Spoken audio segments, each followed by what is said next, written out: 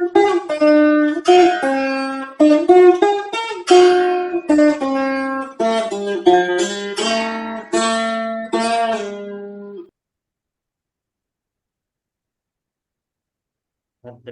No అభివాదయమనః.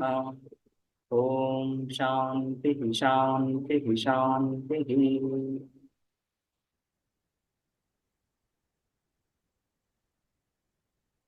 Dakshinamurthy స్తోత్రం, అందులో మనం 5వ శ్లోకం చూశాము. దేహం ప్రాణమపీంద్రియాణ్యపి చలాం బుద్ధిం చ శూన్యం విదుః. ఆ విధంగా అనేక అభిప్రాయాలు ఆత్మస్వరూపం ఎందు ఎవరికి దార్శనికులకంటే విచారించే వాళ్ళకి, విచారించేటువంటి విద్వాంసులకు కూడా ఈ విధంగా భ్రాంతి కలుగుతాం. దేహమే ఆత్మ అని చార్వాకులు, ప్రాణం ఆత్మ అని, ఇంద్రియాలు ఆత్మ అని. ఈ విధంగా బుద్ధి నిరంతరము చలాం బుద్ధిం అంటున్నప్పుడు నిరంతరంగా పరిణామాన్ని పొందుతా ఉంది ఆ బుద్ధి. అటువంటి బుద్ధిలో ఆత్మభావం ఎలా కలుగుతుంది? నేను అంటున్నప్పుడు ఒక స్థాయి భావం తెలుస్తా ఉంది, స్థిరంగా ఉన్నటువంటి తత్వాన్ని. రైట్. ఈ సకల ప్రపంచంలో అన్ని విషయాలు మారుతూ ఉన్నా కూడా ఆ మారుతూ ఉండే విషయాలను తెలుసుకునేటువంటి తత్వాన్ని, తెలుసుకునే తత్వము తెలియబడే తత్వాలకు వేరుగా ఉంటుంది. తెలియబడే తత్వాలు మారుతూ ఉన్నా తెలుసుకునే తత్వం ఆ మార్పుకు లోను కాకుండా ఉంటాం. సో అలా కాకుండా దానికి విలక్షణంగా బుద్ధి నిరంతరంగా పరిణామాన్ని పొందుతూ ఉంది. యద్యపి బుద్ధి ద్వారా విషయాలు తెలుస్తున్నా కూడా బుద్ధి మారుతూ ఉంది. ఈ అహం వృత్తి అని, ఇదం వృత్తులని, అహం అనే వృత్తులు అనేటువంటిది పారిభాషిక శబ్దం సరే అయినా కూడా అహం అనే భావన అయితే ఉంది. నేను అనేటువంటి ఒక స్ఫురణ, ఒక భావన కలుగుతా ఉంది. నావి, ఇవి, అవి అనేటువంటి భావనలన్నీ కూడా విజ్ఞానం, ఆ బుద్ధి. సో అటువంటి నిరంతరంగా మార్పు కలిగేటువంటి ఆ బుద్ధి అది ఆత్మగా ఎలా భావిస్తారు? అదేవిధంగా శూన్యం అని సదా అహం అస్మి. అందుకని లక్ష్మీధర కవి అద్వైత మకరందంలో అహమస్మి సదాభామిని మొదలు పెడతారు. అహమస్మి, నేను ఉన్నాను, సదాభామి, సదా తెలుస్తూనే ఉన్నాను, ఉండడము తెలుస్తూ ఉండడం. రైట్.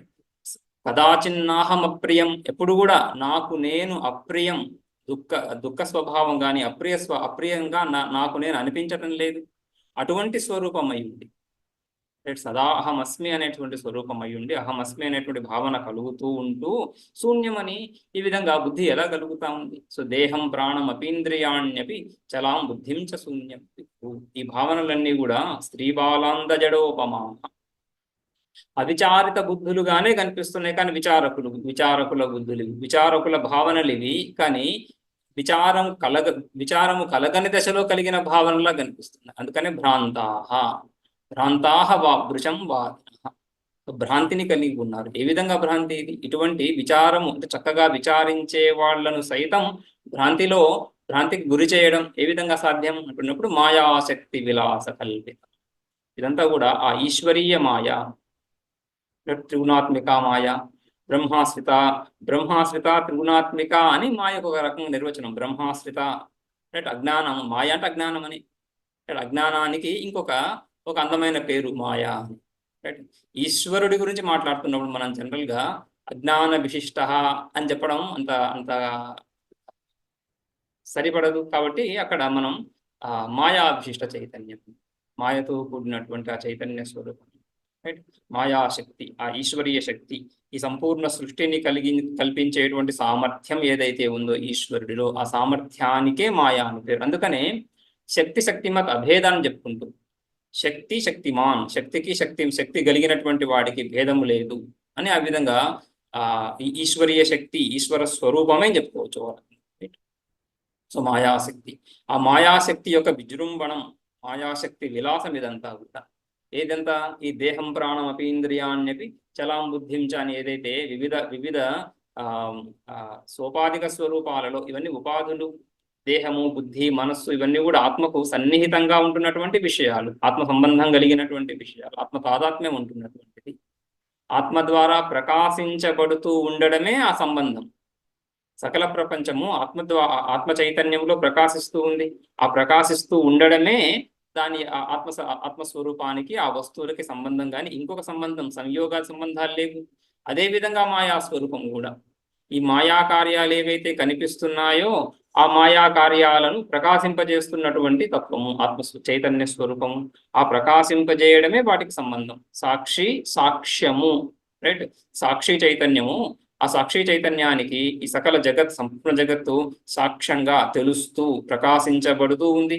ఆ ప్రకాశించబడుతూ ఉండడం ఏదైతే ఉందో అదే ఆ ప్రపంచానికి, ఆత్మస్వరూపానికి సంబంధం అని, అదే తాదాత్మ్యం అని అక్కడ ఒక ఆరోపణ ఏర్పడుతూ ఉంది. అహం మమ అనేటువంటి కొన్ని అంశాలలో అన్ని కల్పితాలే. దేహం, ప్రాణం, అపీంద్రియాలు ఇవన్నీ కూడా కల్పిత విషయాలు, మాయా కల్పిత విషయాలు. అంటే మన బుద్ధిలో ఒక వృత్తి.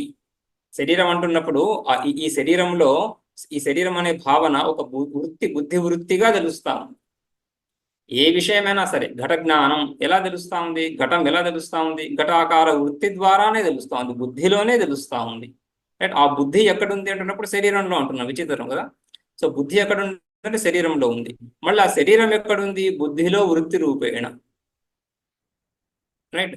సో ఇందులో ఈ అన్యోన్యాశ్రయ ఇత్యాది దోషాలు లేవు. ఎందుకంటే ఇవన్నీ అజ్ఞాన కార్యాలు. అజ్ఞాన కార్యాల్లో ఏ ఏ దోషాలు చెప్తారో అవన్నీ కూడా అజ్ఞానానికి భూషణమే అవుతాయి. అందుకనే అజ్ఞాన కార్యం ఉంటుంది. రైట్? ఈ విధంగా దోషాలు ఈ ఈ బుద్ధిలో మనస్సు, శరీరంలో మనస్సు, మనస్సులో శరీరం అంటున్నప్పుడు ఈ దోషం ఏదైతే కనిపిస్తా ఉందో అదే అజ్ఞాన కార్యం అంటే. అజ్ఞాన కార్యం అంటున్నప్పుడే దోషభూయిష్టంగానే, దోషకృతంగానే, దోష రూపంగానే కనిపిస్తుంది. అది దాని లక్షణం కదా. జ్ఞాన కార్యం అంటున్నప్పుడు దాని లక్షణం అది, కాబట్టి దోషం కాదండి. రైట్? సో ఆ విధంగా ఈ దేహం అంటున్నప్పుడు మనస్సులో ఒక భావన, రైట్, ఒక వృత్తి, దేహాకార వృత్తి. ఘటం ఏ విధంగా అయితే దృశ్యమో దేహం అదే విధంగా దృశ్యం. అందుకనే ఈ అనుమానం ద్వారా ప్రపంచ మిథ్యాత్వాన్ని సాధిస్తున్నప్పుడు ముఖ్యభూతమైనటువంటి హేతు, ప్రముఖం, ప్రధాన హేతు దృశ్యత్వం అనే. జగత్ మిథ్యా దృశ్యత్వాత్. దృశ్యత్వం యద్దృశ్యం తత్ యదృశ్యం తత్ మిథ్యా. ఏదైతే కనిపిస్తుందో అది మిథ్యా. ఎలా చెప్తారు? రజ్జు సర్పవత్, జాగ్రత్త అవస్థలో దృష్టాంతం తీసుకుంటే, లేదంటే స్వప్న ప్రపంచం స్వప్నవత్ అని ఆ విధంగా. ఆ తర్వాత ఈ ఘటపటాదులు ఏవైతే కనిపిస్తున్నాయో, మన ఇష్ట వస్తువులు ఏవైతే కనిపిస్తున్నాయో, మన బంధుబాంధవ మిత్రులు ఏవైతే కనిపిస్తున్నారో, మన శరీరం ఏదైతే కనిపిస్తుందో అది కూడా జగత్తులో భాగమే కదా, మిథ్యా. ఎలా? దృశ్యత్వాత్. అక్కడ సంశయం ఉంది. ఈ శరీరం మిథ్యనా కాదా సంశయం. ఆ సంశయాన్ని సంశయాన్ని నివృత్తి చేస్తూ పటిష్టపరచడానికి అనుమానం, బుద్ధిని స్థిరం చేయడానికి అనుమానం. దృశ్యం తన్మిథ్య. ఆ విధంగా ఈ దేహం, ప్రాణం, ఇంద్రియ ఇవన్నీ కూడా దృశ్యాలే, ఘటపటాదులు కూడా దృశ్యాలే. అయితే కొన్ని దృశ్యాలలో మమ అనే భావన, కొన్ని దృశ్యాలలో అహం అనే భావన, రైట్?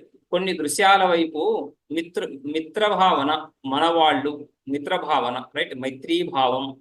కొన్ని దృశ్యాలలో, అన్ని దృశ్యాలే, కొన్ని దృశ్యాల్లో వైరి భావన, వీడు శత్రువు, మనవాడు కాదు, పరాయివాడు అని. పర స్వపర భేదం. ఈ స్వపర భేదం కూడా రెండు కూడా దృశ్యాలలోనే ఒకే రకంగా, సాక్షి చైతన్యంలో ఒకే రకంగా రెండింటిని ప్రకాశింపజేస్తున్నా కూడా ఒకదాని యందు శత్రుభావన, ఒకవైపు మిత్ర భావన ఏ విధంగా కలుగుతా ఉంది? మాయాకల్పిత, మాయాశక్తి విలాస కల్పితం. సో అది కామన్ మ్యాన్, ఒక సామాన్య వ్యక్తి కలిగేటువంటి భ్రాంతి ఇది. రైట్? మన స్వపర అనే విభాగం అంతా కూడా సామాన్య వ్యక్తి విచారం చేయనటువంటి దశలో. కానీ అంతేకాకుండా విచారం చేసేటువంటి వాళ్ళను సైతం ఇది ఈ మాయాశక్తి ఆ విధంగా భ్రాంతికి లోను చేస్తూ ఉంది. రైట్? వాళ్ళని కూడా భ్రాంతులను చేస్తూ ఉంది. ఎందుకంటే ఆ తాదాత్మ్యం ఆ విధంగా ఉంది. ఎందుకంటే సకల విషయాలు ఆ ఆత్మ చైతన్యానికి అతిరిక్తంగా లేవు. ఈ సకల విషయాలు సమానంగా బుద్ధిలో ఉంటుంది. సమానంగా అన్ని విషయాలు సమానంగా బుద్ధిలో ఉంటుంది. ఈ భూత భవిష్యత్ వర్తమాన కాలాలు ఏవైతే అంటున్నామో అది కూడా బుద్ధిలో సమానంగా ఉంటున్నాయి. అందుకనే కాలం మిథ్య అంటున్నాం. కాలం కల్పితము. కాలం కల్పితం ఎందుకు? ఈ కాలం అనే భావన, వర్తమాన కాలం అనే భావన ఎక్కడి నుంచి వస్తా ఉంది? బుద్ధిలో నుంచి. వర్తమానకాలీన వస్తువులు ఎక్కడి నుంచి వస్తున్నాయి? బుద్ధిలోనే వర్తమానకాలీన వస్తువులు బుద్ధి ద్వారానే తెలుసుకుంటున్నాము. బుద్ధి వృత్తి రూపేణ తెలుసుకుంటున్నాము. బుద్ధి వృత్తులకు అతీతంగా ఇంకొక వస్తువు ఉంది అని ఎంతో ప్రయత్నపూర్వకంగా కూడా నైయాయికాదులు నిరూపించలేకపోతున్నారు. వాటి స్వసత్తా నిరూపించలేకపోతున్నారు. రైట్? సో ఆ విధంగా ఈ వర్తమానకాలీన వస్తువులను ఏవైతే అంటున్నామో అవి కూడా బుద్ధిలో సమానంగా వృత్తి రూపంగానే తెలుస్తుంది. రైట్? సో భూతకాలీన విషయాల గురించి నిరంతర చింతన ఏదైతే జరుగుతా ఉందో, అలా అయ్యుంటే బాగుండు, ఇలా అయ్యుంటే బాగుండు అని సంకల్ప వికల్పాలు ఏవైతే జరుగుతున్నాయో అవి కూడా వర్తమాన కాలంలోనే బుద్ధిలోనే, రైట్, వర్తమాన కాలం అని చెప్పాల్సిన అవసరం కూడా లేదు వాస్తవానికి. బుద్ధిలో వృత్తులు కానీ, స్మృతి రూప వృత్తి కావచ్చు, సంకల్ప రూప వికల్ప రూప వృత్తి కావచ్చు, వృత్తి రూపం కానీ. భవిష్యత్ విషయాలు కూడా ఎక్కడుంటున్నాయి, ఎలా తెలుస్తుంది, వృత్తి రూపంగానే. సో ఈ వర్తమాన కాలీన విషయాలకి, భూతకాలీన విషయాలకి, భవిష్యత్ కాలీన విషయాలకి తేడా ఎక్కడ వస్తూ ఉంది? అన్నీ బుద్ధిలో సమానంగా ఉంటున్నప్పుడు ఈ విషయాలన్నీ కూడా బుద్ధిలో అంశాలే అవుతున్నప్పుడు వాటిలో విభాగం ఎక్కడి నుంచి వస్తూ ఉంది? ఆ విభాగము స్పష్టంగా బుద్ధికృతం, బుద్ధి కల్పిత విభాగమే అది. మనం ఏదైతే స్మృతి, స్మరణం, మెమరీ అంటున్నామో ఆ మెమరీ ద్వారా విభాగం చేయబడతా ఉంది. ఇది పూర్వానుభూత విషయము, ఇది వర్తమాన కాలంలో అనుభవానికి గురి అవుతా ఉంది అనేటువంటి విభాగం అంతా కూడా బుద్ధిలోని అంతఃకరణ చతుష్టయం, రైట్, చిత్తం, ఆ చిత్తంలోని ఇవన్నీ విభాగాలని జరుగుతున్నాయి, రైట్. సో ఆ విధంగా ఇదంతా కూడా మాయా ఆసక్తి విలాస కల్పిత, రైట్. మహావ్యామోహం మాయాశక్తి విలాసం, మాయాశక్తి విజృంభణం ద్వారా కలిగినటువంటి మహావ్యామోహం, ఆ మహత్ శబ్దం మహావ్యామోహం. వ్యామోహం భ్రాంతి. ఎటువంటి భ్రాంతి? మహత్తరమైనటువంటిది. అంటే కొంత భ్రాంతి కొంత యథార్థం అని కాదు అక్కడ. కొంత భ్రాంతి కొంత యథార్థం అన్నప్పుడు ఓకే, కొంత భాగం 10% 20% భ్రాంతి అని చెప్పుకోవడం, అలా కాదు ఇక్కడ. మహావ్యామోహం, సంపూర్ణము వ్యామోహమే. ఏదేదైతే తెలుస్తా ఉందో, ఏదేదైతే తెలియడం లేదో అంతా కూడా భ్రాంతి, అంతా కూడా మహావ్యామోహం. ఆ వ్యామోహంలోనే ఎక్కడి వరకు ఈ విచారం, ఇంత చక్కగా విచారం చేసేటువంటి చార్వాక దర్శనం నుంచి మొదలుకొని బౌద్ధ దర్శనం వరకు, మధ్యలో జైనం కూడా. జైనం గురించి ఇక్కడ ఆ పదం లేదు కానీ ఉపలక్షణ ద్వారా తీసుకోవచ్చు. జైనులు కూడా ఆత్మస్వరూపాన్ని వాళ్ళు, బౌద్ధులకి జైనులకి కొంత భేదం, ఇద్దరు నాస్తికులైనా కూడా కొంత భేదం. జైనులు ఆత్మస్వరూపాన్ని అంగీకరిస్తారు, స్థాయి ఆత్మస్వరూపాన్ని అంగీకరిస్తారు. బౌద్ధులు స్థాయి ఆత్మస్వరూపాన్ని ముఖతః అంగీకరించరు. మనమేదో వాళ్ళు చెప్తున్నటువంటి విజ్ఞానాన్ని తీసుకొని, విజ్ఞానమే వాళ్ళు తత్వంగా ప్రతిపాదించారు కాబట్టి విజ్ఞానం ఆత్మ అని, శూన్యాన్నే పరమ తాత్పర్యంగా ప్రతిపాదించారు కాబట్టి శూన్యమాత్మ అని చెప్పుకోవడమే కానీ వాళ్ళు ఒక ఆత్మ ఉంది అని చెప్పడం లేదు. నైరాత్మవాదులు ఆత్మ నాస్తి అని చెప్తున్నటువంటి వాళ్ళు. నైరాత్మవాదం ఆత్మనాస్తి, నైరాత్మవాదం అంటే ఆత్మనాస్తి అని కదా. అయితే జైనులు ఆత్మను అంగీకరించారు, రైట్. సో బౌద్ధులు విజ్ఞానాన్ని అంగీకరించినప్పుడు క్షణిక విజ్ఞానం అని, ఆ క్షణిక విజ్ఞానాన్ని క్షణికాత్మవాదం అని చెప్పుకోవచ్చు మనం. ఆత్మని క్షణికంగా చెప్పారు వాళ్ళు అని. సరే, జైనులు ఆ విధంగా క్షణికం చెప్పకపోయినా కూడా పరిణామిగా చెప్తారు. శరీరం ఎంత పరిమాణం అయితే ఉందో అంత పరిమాణము కలిగి ఉంటుంది ఆత్మ అని చెప్పడం, రైట్. శరీర పరిణామం, శరీరం యొక్క పరిమాణం ఏదైతే ఉందో ఆ పరిమాణమే ఆత్మ యొక్క పరిమాణం.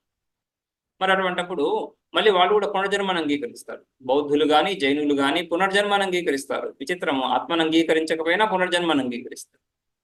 పునర్జన్మ అంటే ఆ ప్రవాహమే కదా, ఆ విజ్ఞాన ధార ప్రవాహం అలా కొనసాగిపోతూ అందులో ఒక మృత్యువు అనేటువంటి ఒక క్షణం, ఒక విజ్ఞాన క్షణం, తర్వాత మళ్ళీ జన్మ అని ఇంకొక విజ్ఞాన క్షణం. కాబట్టి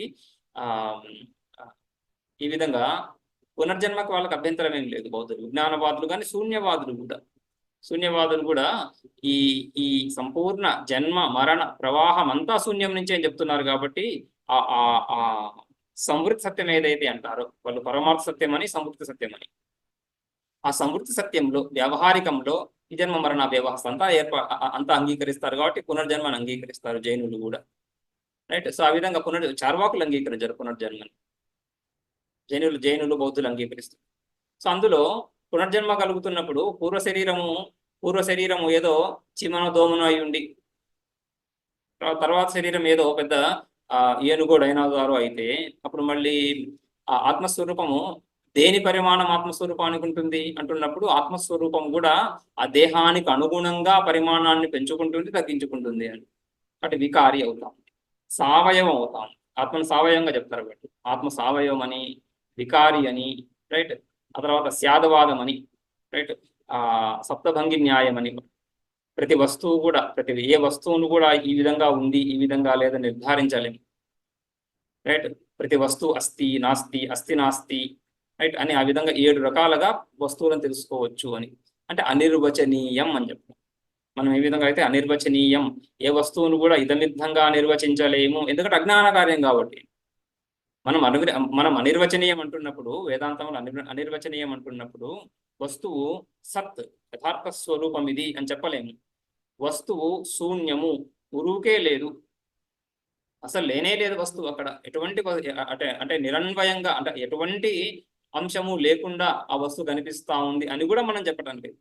ఎందుకంటే ప్రతి వస్తువులో కూడా సచ్చిదానందాంశాలను మనం చూడడానికి ప్రయత్నం చేస్తున్నాం. శాస్త్రము సంపూర్ణ ప్రపంచం సర్వం కల్విదం బ్రహ్మ అని చెప్తున్నప్పుడు, సర్వం కల్విదం బ్రహ్మ అంటున్నప్పుడు ఈ సంపూర్ణ జగత్ నామరూపాత్మకంగా వికారాత్మకంగా కాదు, సచ్చిదానంద స్వరూపంగా చూడు అనే కదా అర్థం అక్కడ. యద్యపి మనం అక్కడ బాధ సామానాధికరణ చెప్పుకుంటాం. బాధ సామానాధికరణం అంటే ఏంటి అక్కడ? బాధ దేనికి బాధ? నామరూపాలకు బాధ. నామరూపాలు తొలగగా ఏమీ లేకుండా పోతా ఉందా? సంపూర్ణంగా శూన్యమైపోయిందా? కాదు కదా. నామరూపాలు తొలగగా సచిదానంద స్వరూపం అక్కడ కూడా. ఏ వస్తువు అయితే నువ్వు చూస్తున్నావో అది అస్థి అని చూస్తున్నావు. ఆ అస్థికి కలిగిన విశేషణాన్ని విడువు. లేక నామరూపమే విశేషణం, దాన్ని విడిచినప్పుడు అది సత్గానే నిలిచిపోతా ఉంది. ఆ వస్తువు తెలుస్తుంది, ప్రకాశిస్తుంది అంటున్నప్పుడు అందులో కూడా మళ్ళీ నామరూప విశేషాలు ఏర్పడుతున్నాయి. ఘట రూపేణ ఘటాకారేణ అని ఆ నామరూపాన్ని విడిచినప్పుడు ప్రకాశ స్వరూపంగా తెలుస్తా ఉంది. రైట్. ఆ తర్వాత ఆ వస్తువు నుంచి ఏ సుఖమైతే కలుగుతా ఉందో దాంట్లో కూడా మళ్ళీ ఆ నామరూపాలు విషయజనితత్వం, విషయజన్యత్వం, విషయజన్యం సుఖం అని కదా. ఆ విషయజన్యత్వం, విషయ సంబంధి ఆ అంశాన్ని తీసేస్తే ఏమవుతుంది? ఆనందమే అది.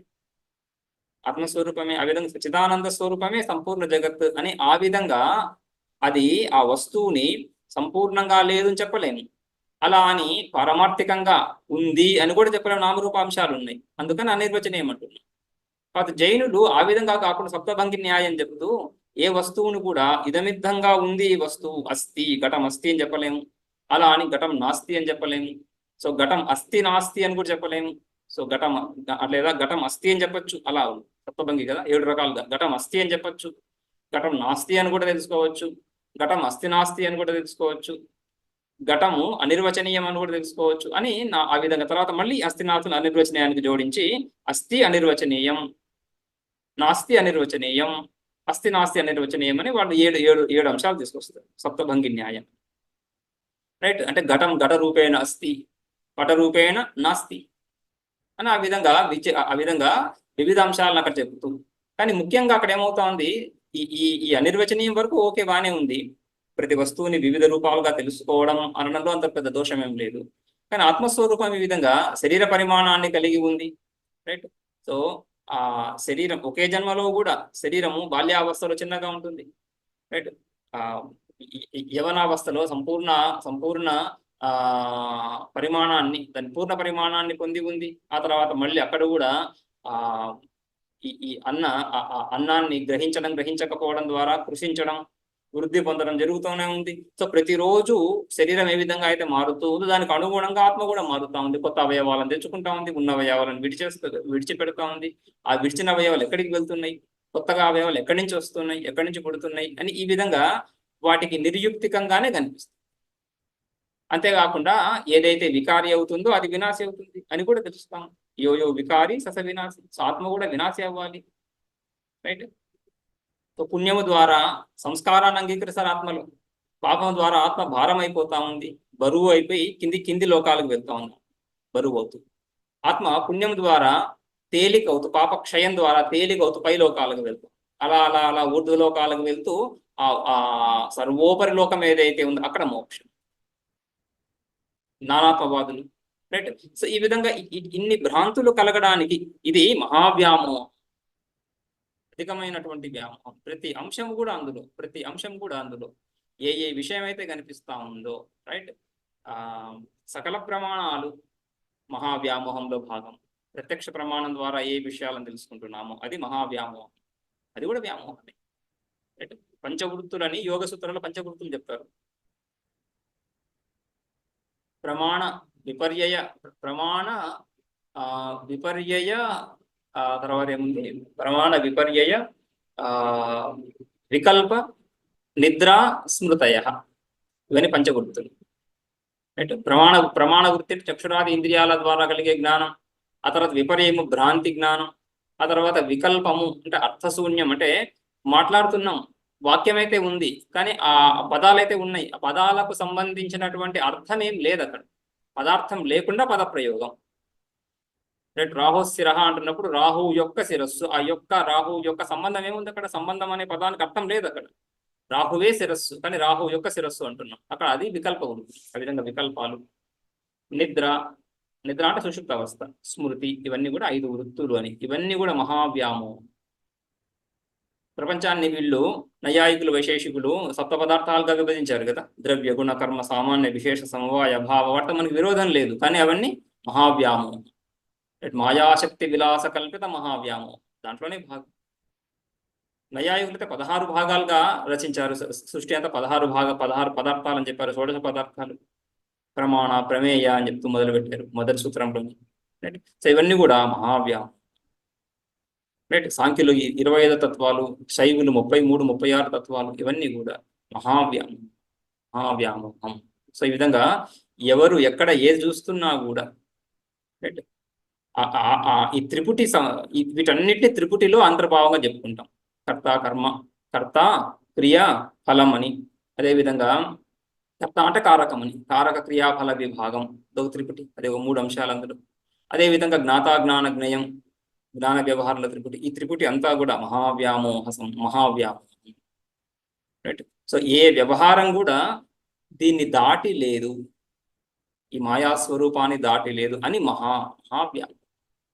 అటువంటి మహావ్యామోహాన్ని సంహారిణి, అటువంటి మహావ్యామోహాన్ని సంపూర్ణంగా సంహరించేటువంటి, ఉపసంహరించేటువంటి, సంహరించని ఉపసంహారం, జ్ఞానము ద్వారా దాని యొక్క యథార్థ బోధ, దాని యాథాత్మ్యం. ఏం యాథాత్మ్యం?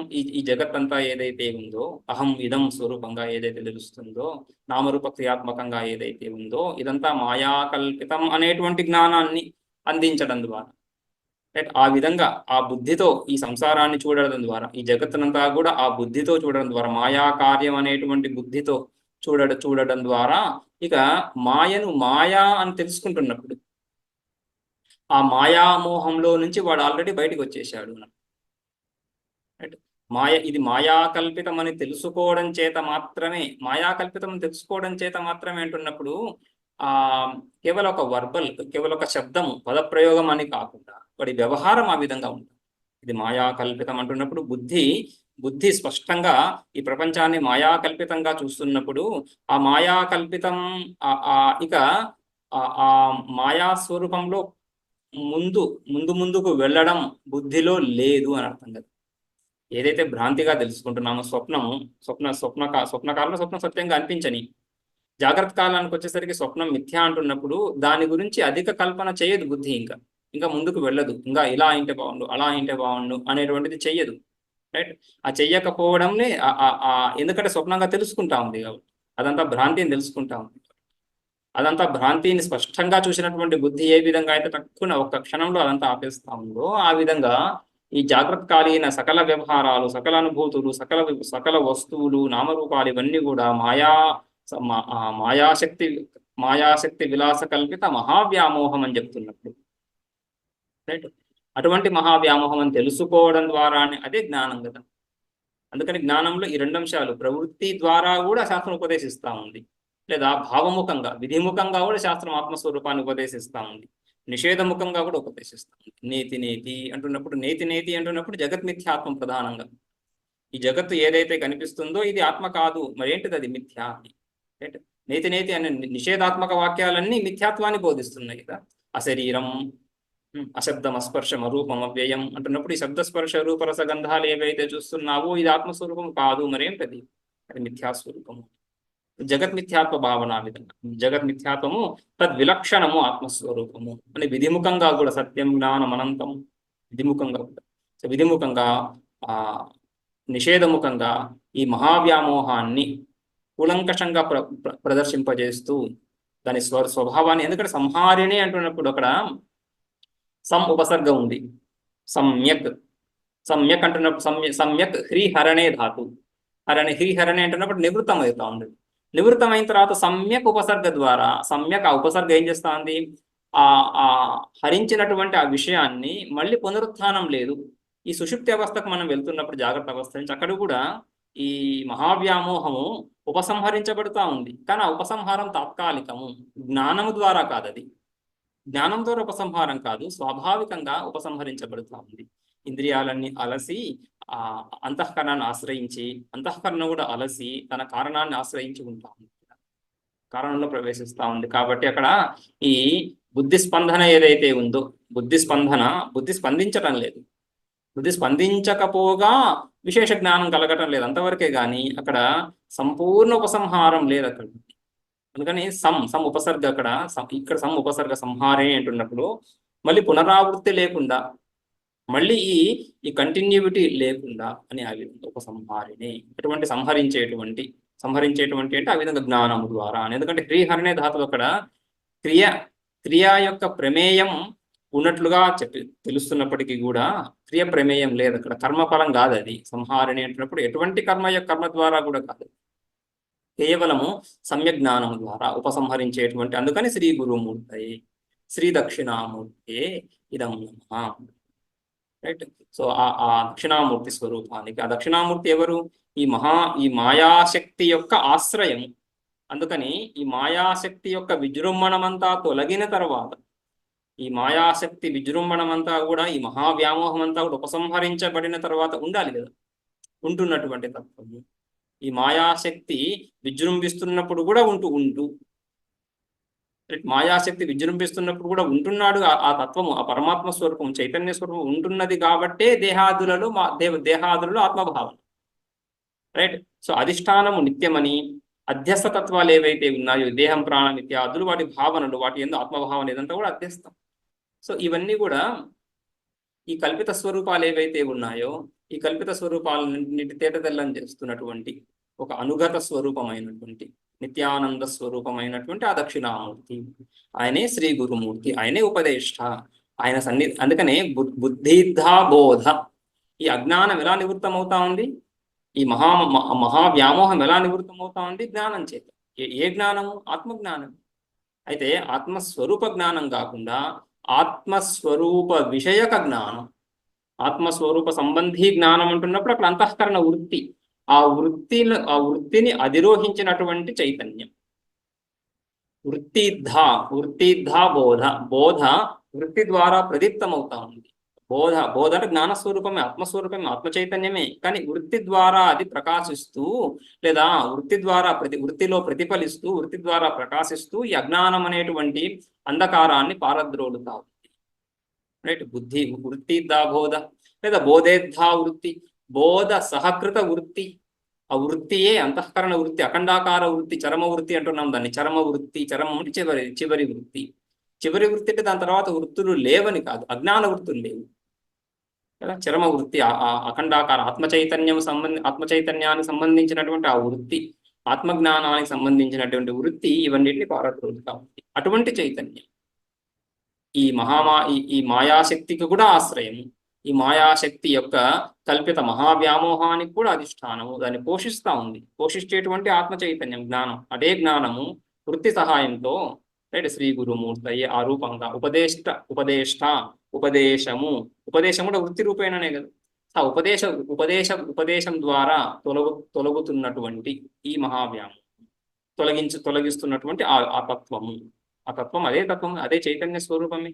ఆ చైతన్యం ద్వారానే కదా నివృత్తి. అందుకనే బోధేద్ధ వృత్తి అంటున్నాం. ఆ బోధ అంటే ఆత్మస్వరూపం, పరమాత్మస్వరూపం, ఆ ఈశ్వరీయ చైతన్యము. ఆ ఈశ్వరీయ చైతన్యమే ఈ అజ్ఞానాన్ని నివృత్తి చేస్తా ఉంది. అటువంటి దక్షిణామూర్తికి నమస్కారం. ఇక తర్వాత 6వ శ్లోకంలో ఈ అధిష్టాన చైతన్యం ఏదైతే మనం నిత్యం అంటున్నామో, ఆ నిత్య చైతన్యం, సదాతనమైనటువంటి ఆ చైతన్యము సదాతనమా కాదా అని విచారం. ఇది సుషుప్త అవస్థను ప్రధానంగా చేసుకొని విచారం. మొదటి శ్లోకంలో మనం స్వప్నావస్థను చూసాం. స్వప్నావస్థ అంటే బహిరివోద్భూతయా యథా నిద్రయా అని చెప్తూ, నిద్రలో ఏ విధంగా అయితే అంటే అక్కడ నిద్ర గురించి కొంచెం చర్చించుకున్నాం. ఆ తర్వాత ఈ జాగ్రత్త అవస్థలో కూడా ఈ దేహం ప్రాణం అపీంద్రియాణ్యపి ఇవన్నీ ఎక్కడ, ఈ భావనలన్నీ ఎక్కడ? జాగ్రత్త అవస్థలోని. రైట్. ఆ తర్వాత ఇప్పుడు సుషుప్త అవస్థ గురించి విచారం. జాగ్రత్త అవస్థలో బోధ కలుగుతా ఉంది, అహం ఇదం అని బోధ కలుగుతా ఉంది. స్వప్నావస్థలో విశేష జ్ఞానం కలుగుతా ఉంది. సుషుప్త అవస్థలో ఎటువంటి జ్ఞానము కలగటం లేదు అక్కడ. ఆ విధంగా ఎటువంటి జ్ఞానము కలగనప్పుడు అక్కడ ఏ వస్తువునైనా కూడా మనం చెప్పుకుంటాం చాలాసార్లు, లక్షణ ప్రమాణాభ్యాం వస్తు సిద్ధి, లేదా జ్ఞానము ద్వారా వస్తు సిద్ధి అని చెప్పుకోవచ్చు కదా. జ్ఞానం కలగాలి కదా వస్తువు ఉంది అంటే. సో జ్ఞానం ద్వారానే వస్తు సిద్ధి కలుగుతా ఉంది. అక్కడ సుషుప్త అవస్థలో ఎటువంటి జ్ఞానము లేదు. అటువంటప్పుడు ఈ సాక్షి చైతన్యం అంటున్నారే, ఈ ఈ మాయాశక్తి యొక్క ఆశ్రయం అధిష్టానం అంటున్నామే, ఆ చైతన్యము ఆత్మస్వరూపం ఉందా లేదా? లేదు అని శూన్యవాదులు సుషుప్త అవస్థనే వాళ్ళు ప్రధానంగా దృష్టాంతంగా తీసుకొని సుషుప్త అవస్థలో శూన్యమే, సర్వం శూన్యం, సర్వశూన్యాన్ని ప్రతిపాదిస్తున్నట్టుగా చెప్తాం కదా శూన్యవాదులని. సో ఆ విచారం అక్కడ, ఆ శూన్యవాదం గురించి విచారం. అదేవిధంగా సుషుప్త అవస్థ గురించి, ప్రధానంగా సుషుప్త అవస్థ గురించి విచారం, శూన్యవాదం గురించి కాదు. సుషుప్త అవస్థ గురించి విచారం. ఆ సుషుప్త అవస్థలో పరమాత్మ చైతన్యాన్ని నిరూపిస్తున్నప్పుడు శూన్యవాదము ఆటోమేటిక్గా నిరాకృతం అయిపోతా ఉంది. రైట్. సో వేదాంతి ఇతర దర్శనాలను నిరాకరించడం ఆత్మ నిరూపణ గురించి, అంటే ఇతర దర్శనాలను నిరాకరించడం విజిగీషతో కాదు కదా. విజిగీష అంటే జేతుమిచ్చ, వీళ్ళందరినీ జయించాలి అనేటువంటి ఇచ్చతో కాదు, ఆత్మస్వరూపాన్ని నిర్ధారించడమే తాత్పర్యం. అయితే ఆత్మస్వరూపాన్ని ఆ విధంగా నిర్ధారిస్తున్నప్పుడు, అది కూటస్థము నిత్యము అని చెప్తున్నప్పుడు క్షణిక విజ్ఞానవాదం నిరాకృతం అయిపోతా ఉంది. అంటే క్షణిక విజ్ఞానవాది పరమతాత్మ, ఈ జగత్తు యొక్క పరమ రహస్యం క్షణికం అని చెప్తున్నాడు, క్షణిక విజ్ఞానం అని చెప్తున్నాడు. వేదాంతి ఈ ఈ ఈ ఈ జగత్తు యొక్క పరమ రహస్యం, ఈ సంపూర్ణ సృష్టి యొక్క పరమ రహస్యం కూటస్థ చైతన్యం అంటున్నాడు. రైట్. ఆ కూటస్థ చైతన్యం అంటున్నప్పుడు కూటస్థం అంటేనే నిర్వికారము, మార్పు లేనటువంటిది. కాబట్టి క్షణిక విజ్ఞానవాదం ఆ పదంలోనే, కూటస్థం అనే పదంతోనే నిరాకృతం అయిపోతాం. అంటే కూటస్థత్వాన్ని మనం నిరూపిస్తున్నప్పుడు, రైట్, యుక్తి ద్వారా, శృతి ద్వారా, అనుభవం ద్వారా కూటస్థ చైతన్యాన్ని నిరూపిస్తున్నప్పుడు క్షణిక విజ్ఞానం భ్రాంతి అని తేలిపోతా ఉంది. అదేవిధంగా సుషుప్త అవస్థలో సైతం ఆత్మ సదా ఉంది. మూడు అవస్థలే మనకున్న డేటా, మనకున్న సమాచారం అంతా కూడా ఈ మూడు అవస్థల్లోనే, జాగ్రత్త, స్వప్న, సుషుప్త అవస్థల రూపంగానే ఉంటుంది. బట్ ఈ మూడు అవస్థల్లో కూడా ఆత్మ చైతన్యం స్థిరంగా ఉంది అంటున్నప్పుడు నిత్యం. నిత్యం అంటే త్రికాలాబాధ్యమని కదా. మూడు కాలాలు ఎక్కడున్నా, ఇంతకుముందు ఏమని చెప్పుకున్నాం, కాలం అంతా బుద్ధిలోనే ఉంది అని. సో ఆ బుద్ధి అవస్థలే ఈ మూడు. బుద్ధికి మూడు అవస్థలు. జాగ్రత్త అవస్థలో ఎన్ని వికారాలైనా కలగని, అదంతా ఒక అవస్థ, బుద్ధి అవస్థ, ఆత్మ అవస్థ కాదు కదా, బుద్ధి అవస్థ. అదేవిధంగా స్వప్నం ఒక అవస్థ బుద్ధికి. రైట్. ఆ అవస్థలో ఎన్ని వికారాలైనా కలగని, బుద్ధి కానీ అజ్ఞాన అవిద్యా వృత్తులు కానీ ఏ వృత్తులైనా అక్కడ కూడా విచారం కలుగుతా ఉంది, అక్కడ కూడా జ్ఞానం, విశేష జ్ఞానం కలుగుతూ ఉంది కదా. సో అన్ని అందులో ఎన్ని మార్పులు ఏ విధంగా ఉన్నప్పటికీ ఆ సుషుప్తి అంతా ఒక అవస్థ బుద్ధికి. ఎందుకంటే బాహ్య జ్ఞానేంద్రియాల సహకారం లేకుండా జ్ఞానం కలుగుతాం. జాగ్రత్త అవస్థలో ఈ బాహ్య జ్ఞానేంద్రియాల సహకారం ద్వారా జ్ఞానం కలుగుతాం. అంతే భేదం జాగ్రత్త అవస్థకి స్వప్నావస్థ. ఈ జ్ఞానేంద్రియాల ప్రమేయంతో, వాటి సహకారంతో శబ్దస్పర్శాది జ్ఞానం కలగడము, వాటి సహకారం లేకుండా శబ్దస్పర్శాది జ్ఞానం కలగడము అని ఆ విధంగా రెండు అవస్థలు. అదేవిధంగా మూడో అవస్థ, అది కూడా బుద్ధికే. బుద్ధి సంపూర్ణంగా ఎటువంటి వ్యవహారం లేకుండా, ఎటువంటి విశేష జ్ఞానము లేకుండా, కనీసం బుద్ధి స్వప్నావస్థలో సంస్కార రూపేణ ఉంది అంటున్నాం. ఆ సంస్కార రూపేణ ఉంది అంటే సూక్ష్మ రూపంగా ఉంది అంటున్నాం. ఇక్కడ సూక్ష్మ రూపంగా కూడా లేదు, కారణ రూపంగా ఉంది. అవ్యాకృతంగా అంటే అభివ్యక్తి లేకుండా. ఏ వస్తువు అయితే మన కళ్ళ ముందు ఒక మట్టి దిబ్బ ఉందనుకుంటే, మట్టి దిబ్బ ఉంటే ఆ మట్టి దిబ్బ నుంచి కుమ్మరి కుండలు చేయొచ్చు. చేసేకి ముందు కుండలు లేవు అక్కడ. రైట్. లేవంటే లేవా, కారణ రూపంగా ఉంది. కారణ రూపంగా ఉండడాన్నే మనం అవ్యాకృతం అని చెప్తున్నాం. అవ్యాకృతము అది అభివ్యక్తి కాని అవస్థ. ఘటానికి అవ్యాకృత అవస్థ. ఘటం అభివ్యక్తి కాలేదు అక్కడ, కానీ లేదు అని చెప్పడం లేదు. ఘటాన్ని లేదు అంటే శూన్యము అని అర్థం. లేదు, వస్తువు లేదు అంటే ఇక్కడ లేదు అక్కడ ఉంది అని కాకుండా, లేదు అంటున్నప్పుడు ఈ విధంగా సామాన్యంగా మనం కార్యకారణ భావాన్ని చర్చిస్తున్నప్పుడు లేదు అంటే శూన్యము అనేది, ఆ విధంగా లేదని చెప్పటం, నశించింది లేదు, శూన్యము అని చెప్పటం లేదు. కారణ రూపేణ ఉంది. కారణ రూపేణ ఉండడం అనే దాన్నే మనం లేదు అని చెప్తుంటాం. రైట్. అనభివ్యక్తి, అవ్యాకృత. ఆ విధంగా మనస్సు అవ్యాకృత అవస్థను పొంది ఉంది, అనభివ్యక్త అవస్థను పొంది ఉంది. అభివ్యక్తి లేదు దానికి, కారణాత్మన ఉంది. అటువంటి అవస్థను సుషుప్తి అంటున్నాం. ఒక సుషుప్తి కూడా బుద్ధి యొక్క అవస్థ. ఈ బుద్ధి యొక్క ఈ మూడు అవస్థలను పరీక్షించి ఈ మూడు అవస్థలలో కూడా, ఈ మూడు అవస్థలు సంపూర్ణ బ్రహ్మాండం. సంపూర్ణ బ్రహ్మాండం ఈ మూడు అవస్థలే. ఈ మూడు అవస్థలలో కూడా ఆత్మ చైతన్యం ఉంది అని నిరూపిస్తున్నప్పుడు, ఆత్మ చైతన్యం ఉంది అని నిరూపిస్తున్నప్పుడు ఈ జగత్తు యొక్క సారము, పరమతత్వము, పారమార్థికము అది ఉంది అని చెప్తున్నాం. సత్ అని చెప్తున్నాం. రైట్? సత్ అనే నిరూపణ జరుగుతూ ఉంది. త్రికాల బాధ్యతం అంతే. ఈ మూడు అవస్థల్లో ఉండడమే త్రికాల బాధ్యత.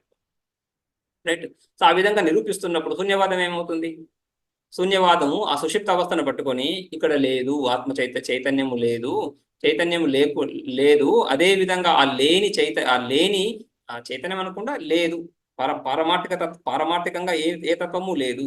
అటువంటి ఆ లేని ఆ శూన్యం నుంచి ఈ జాగ్రత్త అవస్థ కానీ స్వప్నావస్థ కానీ ఉద్భవిస్తూ ఉంది అని చెప్తున్నాడు కదా. అందుకని శూన్యం అసత్ నుంచి ఉత్పన్నమవుతా ఉంది ఈ జగత్తు. అదే అసత్కార్యం, వాళ్ళ అసత్కార్యం. బౌద్ధులు అసత్కార్యం అని చెప్తున్నప్పుడు ఈ విధంగా అసత్ కారణం అసత్ అంటారు. అసత్ కారణం నుంచి ఈ కార్యం ఉత్పన్నం అవుతా ఉంది. అసత్ నుంచి వచ్చింది కాబట్టి ఇది కూడా అసత్తే, కార్యం కదా. కార్యం అన్న ఉత్పత్తి నాశాలు ఉంటాయి కాబట్టి నిత్యం కాదు అది. కారణం కూడా నిత్యం కాదు, కార్యము నిత్యం కాదు, కారణము నిత్యం కాదు. కార్యము అనిత్యమే, కారణము అనిత్యమే, రెండూ అనిత్యాలే, రెండూ లేవు అని చెప్పడం అది శూన్యవాదం. రైట్? ఆ శూన్యవాదానికి కొంత ఆలంబన సుషుప్తి అవస్థలో కనిపిస్తున్నట్లుగా అనిపిస్తా ఉంది. అక్కడ కొంచెం దృష్టాంతం, సుషుప్త అవస్థయే వాళ్ళకు దృష్టాంతంగా కనిపిస్తాం. అందుకని దాని విచారం. ఆ విధంగా ఈ మూడు అవస్థను చక్కగా కులంకషంగా విచారించినప్పుడు ఆత్మస్వరూప నిర్ధారణ, జగత్ స్వరూప నిర్ధారణ చక్కగా జరుగుతుంది. జగత్ మిథ్యా అని కూడా సుషుప్త అవస్థ ద్వారానే తెలుస్తుంది. సుషుప్త అవస్థలో ఈ జగత్తు, ఈ విశేష అనుభవాలు ఏవి లేవు, అందుకని జగత్తు లేదని తెలుస్తాం. అదేవిధంగా ఆత్మస్వరూపం సత్యము నిత్యము అని కూడా తెలుస్తాం అదే అవస్థ. ఆ విషయాన్ని స్పష్టం చేయడానికి ఇక్కడ 6వ శ్లోకం.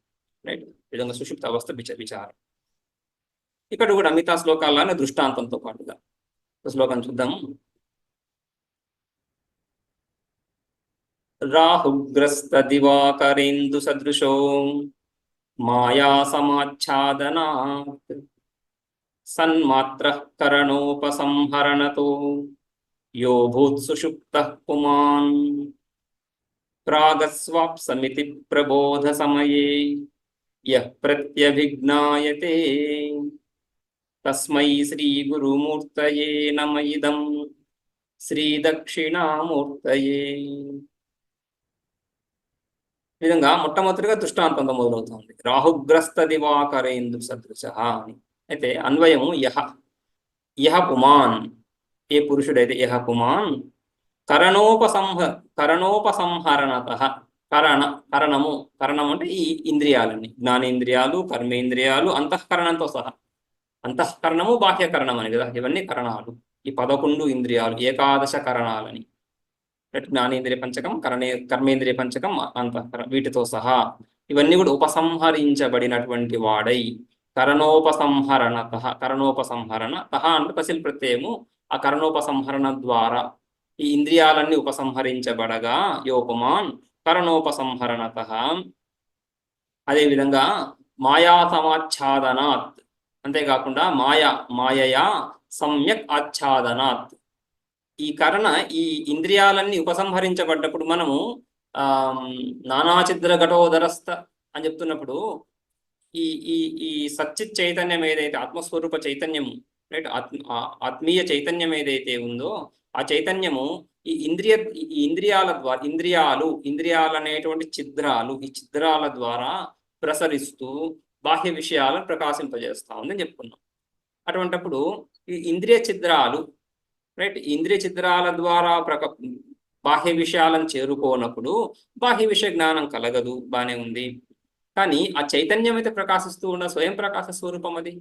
తమేవ భాంతం అనుభాతి సర్వం. ఆ ఆత్మస్వరూపం ప్రకాశిస్తూ ఉండగా సంపూర్ణ సకల విషయాలు, సకల అవస్థలు ప్రకాశిస్తున్నాయి. ఆ చైతన్యం ఉండాలి కదా. ఇంద్రియాలు ఉపసంహరించబడనే కాక కరణోపసంహరణత, సకల ఇంద్రియాలు ఉపసంహరించబడినా కూడా ఆ చైతన్య స్వరూపము దేదీప్యమానంగా ప్రకాశించాలి అని ఆ సంశయం ఉంది కదా. అందుకని మాయా సమాచ్ఛాదన.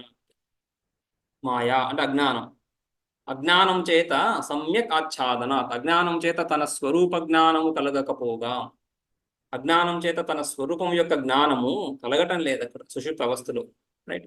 సో ఇంద్రియాల ద్వారా విశేష జ్ఞానం కలుగుతుంది, ఆ విశేష జ్ఞానము కలగటం లేదు. ఆ చైతన్యము సామాన్య జ్ఞానము, ఆ సామాన్య జ్ఞానం కూడా కలగటం లేదు. ఎందుకని? మాయా సమాచ్ఛాదన, మాయ చేత, అజ్ఞానం చేత చక్కగా ఆవరించబడి సన్మాత్ర, సన్ కేవలము సత్స్వరూపంగా, సన్మాత్ర సదేవ, మాత్ర శబ్దానికి ఏవకారార్థమే. చిన్మాత్ర అంటున్నప్పుడు చిదేవ, సన్మాత్ర అన్నప్పుడు సదేవ, తన్మాత్ర తదేవ. ఆ విధంగా మాత్ర శబ్దానికి ఏవకార అర్థం తీసుకొని సన్, సత్, సత్ ఆ సత్స్వరూపంగానే ఉంటున్నాడు. సత్ అంటున్నప్పుడు ఉంటున్నాడు, సత్స్వరూపంగా శేషరూపంగా మిగిలి ఉంటున్నాడు. ఎటువంటి విశేష జ్ఞానము లేకుండా, ఎటువంటి సామాన్య జ్ఞానము కూడా అనిపించక ఆచ్ఛాదనమైనట్లుగా, సామాన్య జ్ఞానం ఉంటుంది అయినా కూడా స్పష్టత లేదని.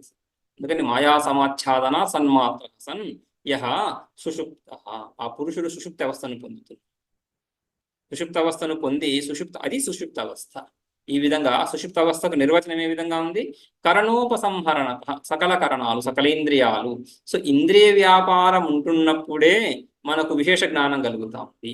సో మనం ఏ విశేష జ్ఞానాలు పొందుతున్నామో, ఏ విశేష రూపాలను చూస్తున్నామో అదంతా కూడా ఇంద్రియ వ్యాపారము. సో మాయాశక్తి విలాసం అని చెప్పుకున్నాం కదా, ఆ మాయాశక్తియే ఈ ఇంద్రియాలన్నీ మాయా కార్యాలే. రైట్? ఇంద్రియ విలాసం అంతా కూడా మాయాశక్తి విలాసం. సో ఇంద్రియాల ద్వారా ఆ విశేష జ్ఞానం కలుగుతా ఉంది. విశేషత, వైశిష్ట్యం అందులో, ఆ జ్ఞానంలో వైశిష్ట్యం ఇంద్రియాల ద్వారా కలుగుతున్నటువంటిది.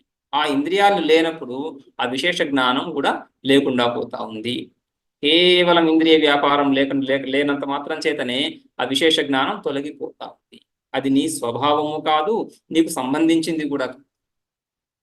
అందులో ఆ విశేష జ్ఞానం ఏదైతే కలుగుతా ఉందో, ఆ ఇంద్రియాలు ఉపసంహరించగపడగా వెళ్ళిపోతా ఉందో, దాని యందు అహం బుద్ధి గాని దేహాదులలో, మమ బుద్ధి గాని ఈ గృహ ఇత్యాదుల్లో, గృహమిత్రు బంధు బాంధవ ఇత్యాదుల్లో మమ బుద్ధి గాని ఇవి మిథ్య, ఇవి అజ్ఞాన కార్యాలు అవుతుంది. ఎందుకంటే ఆ విశేష విజ్ఞానం ఏదైతే కలుగుతా ఉందో అది ఇంద్రియాల ద్వారా కలుగుతా ఉంది, నీకు సంబంధించింది గానే కాదు.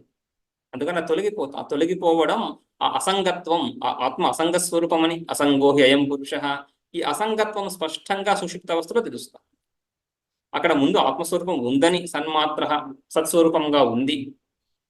రైట్? సత్స్వరూపంగా ఉంటూ ఆ ఉన్నటువంటి సత్స్వరూపము ఈ విశేష జ్ఞానాలను పొందకుండా ఉంది కాబట్టి ఏ విశేష జ్ఞానాలు ఏ కాలాల్లో పొందుతున్నాయో అవి దాని స్వభావం కాదు. ఏ వస్తువైనా కూడా తన స్వభావాన్ని ఎప్పటికీ కోల్పోదు. అగ్ని ప్రకాశక స్వరూపము. అగ్నికి 2 లక్షణాలు ఉంటున్నాయి కదా, ప్రకాశకత్వము, తర్వాత ఉష్ణము, దహించడం, ఉష్ణం, వేడి.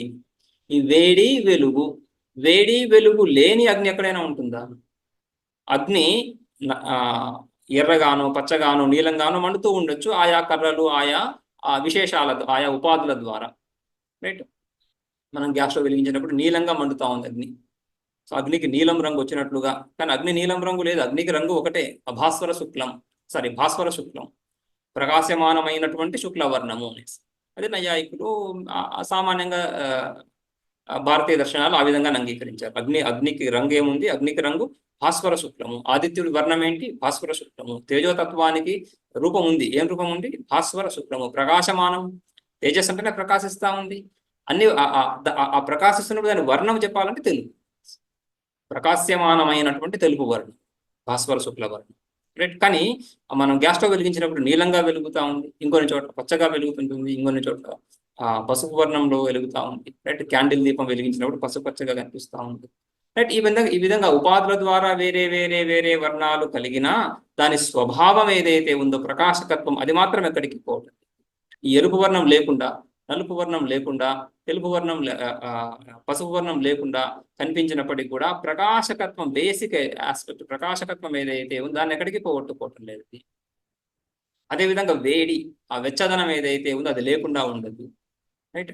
సో ఆ విధంగా దాని స్వభావం, అగ్ని ఉంది అంటే అది ప్రకాశకత్వము, ఉష్ణత్వంతో కలిసే ఉంటుంది కానీ లేకుండా ఉండదు. అగ్ని ఆరిపోవచ్చు, అగ్ని ఆరిపోయింది, అగ్నే లేదు, అగ్ని లేనప్పుడు అగ్ని ధర్మాలు ఎక్కడి నుంచి వస్తాయి?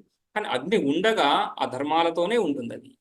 అది స్వభావం ఎప్పటికీ నశించిపోదు. ఆ విధంగా ఆత్మస్వరూపం సుషుప్తి అవస్థలో ఏదేదైతే పోగొట్టుకొని ఉందో అవన్నీ దాని స్వభావాలు కాదు. ఎందుకంటే స్వభావం పోదు. సో ఈ విశేష విజ్ఞానాలు ఏవైతే ఉన్నాయో, అహం మనుష్యోహం విశేష విజ్ఞానం అది, అందులో విశేషం ఉంది. మనుష్యోహం అనేటువంటి జ్ఞానం మనుష్యత్వ జ్ఞానం కదా, మనుష్యత్వ విశిష్ట జ్ఞానం. మనుష్యత్వం అనేటువంటి విశేషణంతో కూడినటువంటి జ్ఞానం విశేష జ్ఞానం. ఆ మనుష్యత్వం ఎక్కడి నుంచి వస్తూ ఉంది? దేహం నుంచి వస్తూ ఉంది. దేహధర్మం అది, దేహధర్మ మనుష్యత్వం. సో ఆ విధంగా దేహాదులన్నీ ఉపశమించినప్పుడు, బుద్ధి ఆయా ఆకృతులను ధరించినప్పుడు, రైట్, ఇంద్రియాలు బుద్ధికి సహకరించినప్పుడు, సో ఆ విధంగా ఆ వృత్తులేవి ఏర్పడినప్పుడు ఆత్మ చైతన్యం అహమస్మి అని మాత్రం సామాన్యంగా ఉంది కానీ అహం మనుష్యోస్మి అని కానీ ఇంకొక రకంగా కానీ, రైట్, అహం ఉపాసకోస్మి, అహం బ్రహ్మచారి అస్మి, సన్యాసి అస్మి అని కానీ, రైట్, బ్రాహ్మణోస్మి అని కానీ, ఈ విధంగా ఇవన్నీ విశేషణాలు. ఆ జ్ఞానానికి, అస్మి అనే జ్ఞానానికి ఇవన్నీ విశేషణాలు. ఈ విశేషణాలు ఏవీ లేకుండా ఉంటాం. ఈ విశేషణాలు ఏవి కూడా దాని స్వరూపము కాదు, దాని స్వభావము కాదు అని సుషుప్త అవస్థలో మనకు తెలుస్తూ ఉంది. అందుకని సుషుప్తి విచారము చాలా ప్రధానమైనటువంటి విచారం. అసంగత్వం తెలుస్తూ ఉంది, రైట్. ఇవన్నీ సంహరణత, కరణాలన్నీ ఉపసంహరించబడగా అంతఃకరణంతో పాటుగా, అంతఃకరణ బాహ్యకరణాలు ఇవన్నీ కరణాలు, సాధనలవి. అవి లేనప్పుడు నీ స్వభావం ఎక్కడికి పోతుంది? నీ స్వభావం నీలానే ఉంటుంది. ఆ స్వభావం ఏముంది అక్కడ? సన్మాత్ర. అందుకని నువ్వు సత్స్వరూపుడవు. సత్స్వరూపం అంటున్నప్పుడు సన్మాత్ర అని సచ్చిదానంద స్వరూప అని, సచ్చిదానంద స్వరూప అని, సచ్చిదానంద స్వరూపుడవే నీవు. సత్ అంటే సచ్చిదానందం. అయితే ఆ చిదంశం కూడా, ఆ చిదంశాన్ని నిరూపిస్తాం. చిదంశం అక్కడ ఉంది అని, చిదంశం అంత స్పష్టంగా తెలియకపోయినప్పటికీ అక్కడ ఉంది అని మనం విచారించి తెలుసుకుంటాం. అదేవిధంగా ఆనందాంశం కూడా అక్కడ ఉంది అని కూడా మనం విచారించి తెలుసుకోవాల్సి ఉంటుంది. స్పష్టం కాదు, ఆ స్పష్టత లేదు అని చెప్పడానికి మాయా సమాచ్ఛాదనాత్, అజ్ఞానం చేత ఆవరించబడినటువంటిదై, అజ్ఞానం తొలగలేదు కదా. ఇదంతా కూడా ఆత్మస్వరూప విచారము అజ్ఞానికి ఉపదేశాత్మకంగా ఉంటుంది, జ్ఞాని యొక్క స్వభావం కాదు కదా. అందుకని అజ్ఞానం ఉంది. ఆ అజ్ఞానం ఉండడం చేత, అందుకని సుషుప్త అవస్థలో అజ్ఞానం ఉంది అని, అజ్ఞానం ఉండడం చేత, అజ్ఞానం చేత ఆత్మస్వరూపము యొక్క జ్ఞానము కలగకపోగా సన్మాత్రంగా ఉంది అనేటువంటి సామాన్య జ్ఞానం కలుగుతూ, ఏ విధంగా ఉంది? సర్వవ్యాపకంగా ఉంది, సర్వాధిష్టానంగా ఉంది, అసంగ స్వరూపంగా ఉంది, ఆనంద స్వరూపంగా ఉంది అనేటువంటి విశేషాలు, ఆత్మ యొక్క స్వభావాలు తెలియకపోయినప్పటికీ, తెలియకపోవడానికి కారణం మాయా సమాచారం.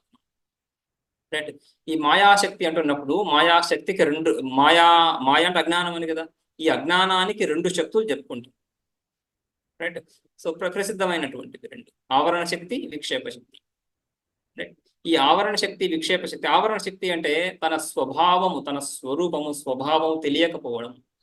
ఒక వస్తువుని చక్కగా మనం కప్పేసి ఉంచినప్పుడు, రైట్, ఆ కప్పేసి ఉంచినప్పుడు ఆ కప్పబడినటువంటి వస్తువు ఏదైతే ఉందో కనిపించదు, రైట్. ఆ వస్తువు, మనం పెట్టెలో ఏదైతే వస్తువు పెట్టామో ఆ పెట్టె ఏం చేస్తా ఉంది? ఆ లోపల ఉన్న వస్తువులను చక్కగా కప్పేస్తాం. కప్పేసినప్పుడు లోపల ఉన్న వస్తువులు ఏవో తెలియవు మనకు. ఆ విధంగా అది ఆవరణ శక్తి, ఆత్మస్వరూపాన్ని చక్కగా ఆవరించినటువంటి దాని జ్ఞానాన్ని కలగకపోవడానికి కారణం, ఆత్మ యొక్క అజ్ఞానానికి కారణమైనటువంటి ఆవరణ శక్తి. ఏ వస్తువు అయితే తెలియకుండా పోతా ఉందో ఆ వస్తువు ఉంటూ ఇంకొక రకంగా తెలియడం అనేటువంటిది, అది కూడా అజ్ఞాన కార్యంగా తెలుస్తూ ఉంది.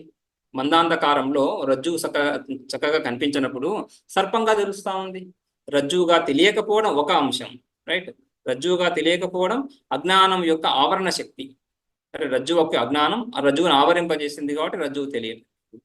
అంతేకాకుండా రజ్జువు సర్పంగా తెలుస్తా ఉంది, ఇంకొకలాగా తెలుస్తా ఉంది. రెండు వేరువేరు అంశాలు కదా, రెండు వేరువేరు కార్యాలు.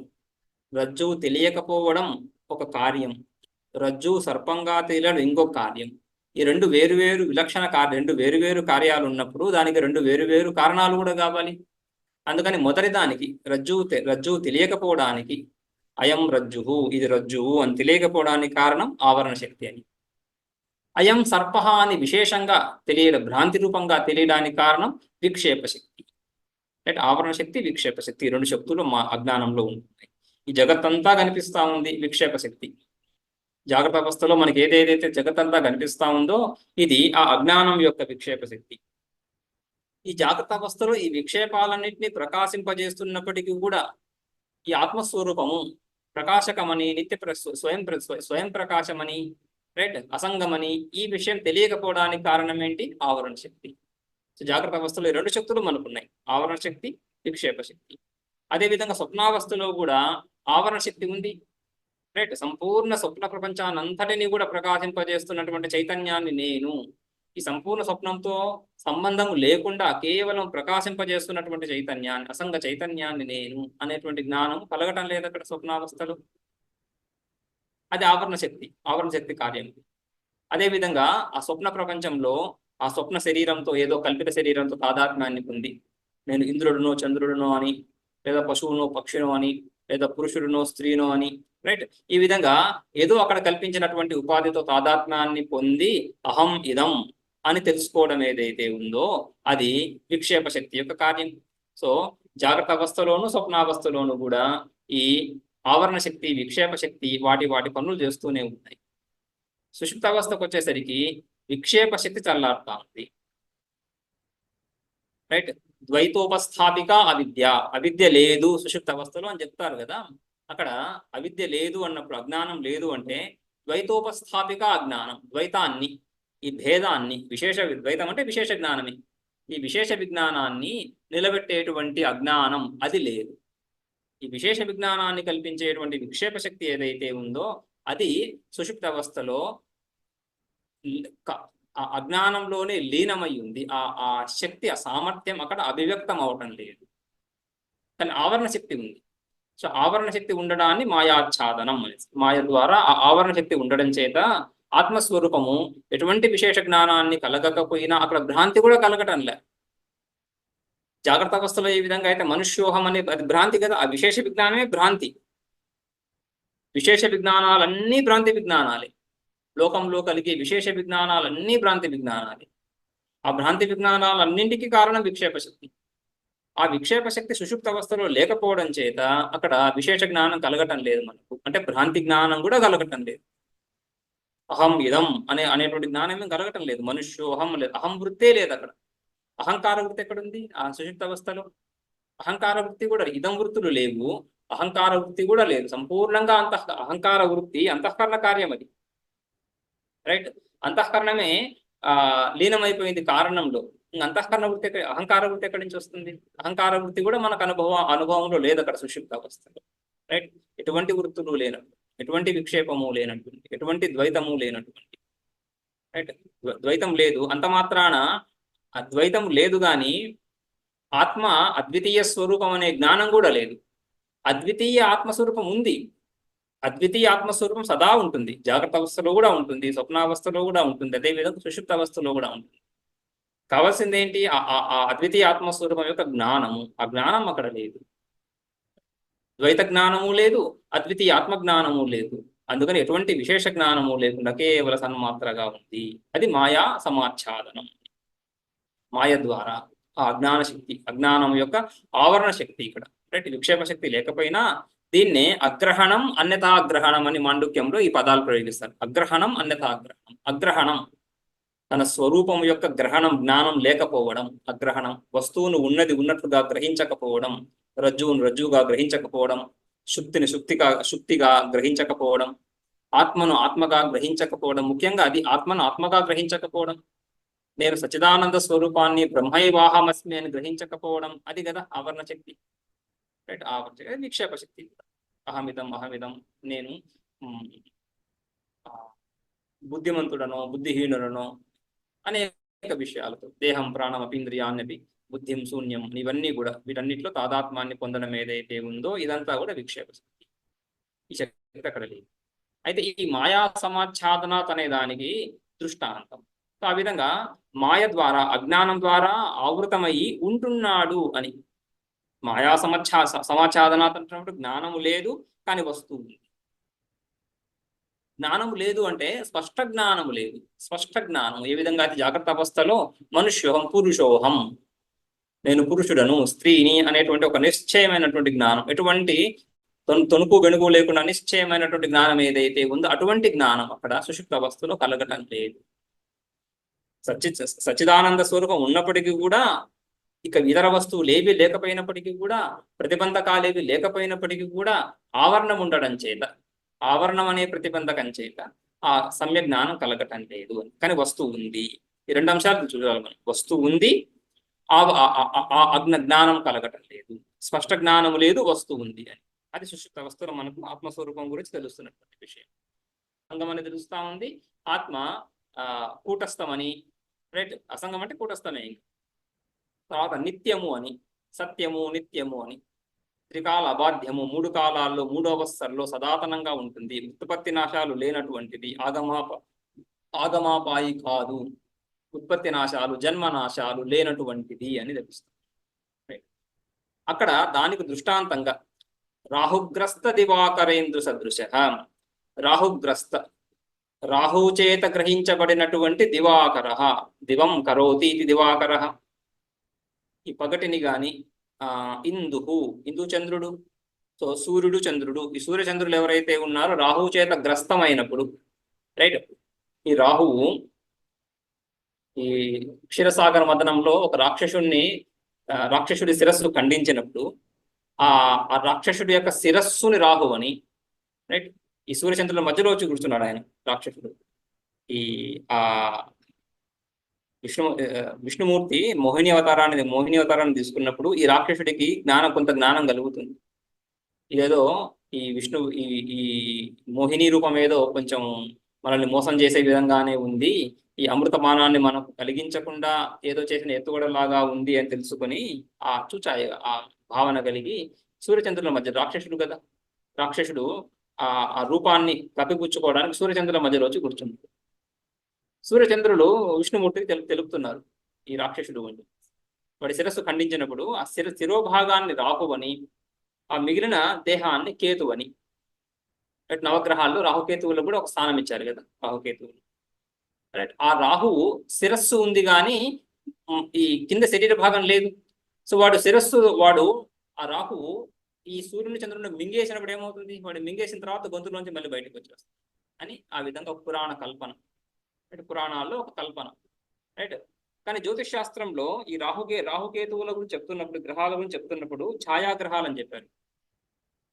ఈ రెండు కూడా మీరు కుండలిలో చూస్తుంటాం కదా, ఆ జన్మ కుండలి చూస్తున్నప్పుడు ఈ రాహుకేతువులు ఇద్దరు కూడా ఎగ్జాక్ట్ గా ఆపోజిట్ గా ఒకరికొకరు 7 ఇళ్ల దూరంలో ఉంటారు. రాహు నుంచి కేతువుకి 7 ఇళ్ళు, కేతువు నుంచి రాహుకి 7, సమానమైన దూరంలో, రైట్. ఇద్దరు కూడా ఎదురుబెదురుగా ఉన్నట్లుగా ఎప్పుడు కూడా ఏ జాతకంలో ఎక్కడ ఎటువంటి కుండల్లో చూసినా కూడా ఇద్దరు ఎదురుబెదురుగానే ఉంటారు, ఆపోజిట్ గానే ఉంటారు. వీడి నుంచి వాడికి 7 ఇళ్ళు, వాడి నుంచి వీడికి 7 ఇళ్ళు ఉంటాయి.